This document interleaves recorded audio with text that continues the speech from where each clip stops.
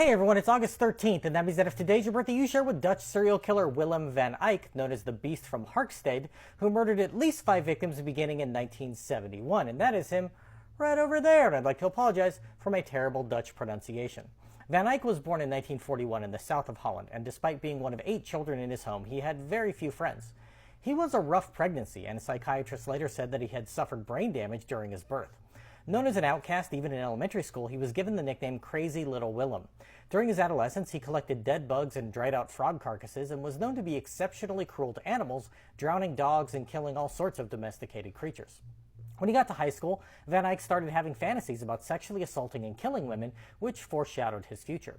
After school, he supported himself via petty theft and other crimes, but when he was 30, things took a dark turn. In 1971, he picked up a 15-year-old hitchhiker who had missed her bus that he spotted on the side of the road. He sexually assaulted and strangled her with a shawl she was wearing, then dumped her body in a ditch. She was due to start a new job that day, leading police to focus on her new boss as a suspect, allowing Van Eijk to get away with no scrutiny.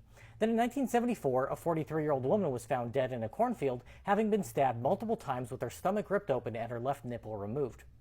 Van Eijk lived on a houseboat just at the end of the road that the cornfield was on, and several witnesses had seen him driving a moped near where the body was found.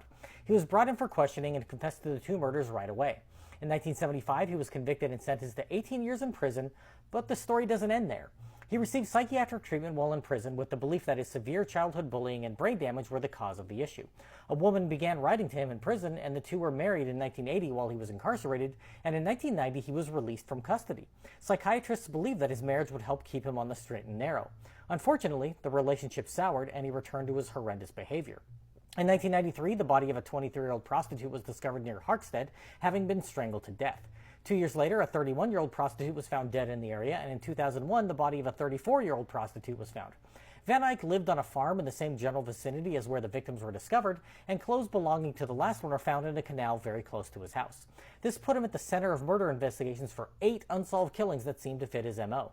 DNA evidence exonerated him in some cases, but he was arrested and confessed to the 3 crimes mentioned previously, though he's widely considered to be guilty of at least another 3 murders in the mid-1990s. At trial, he was initially represented by a lawyer who had previously represented the family of one of his victims.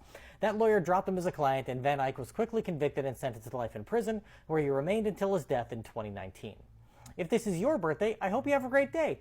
Leave me a comment so I can wish you a happy birthday. If you know someone whose birthday it is today, send them this video so they can find out all about their birthday twin. And to Willem van Eijk, I say, happy birthday, you bastard.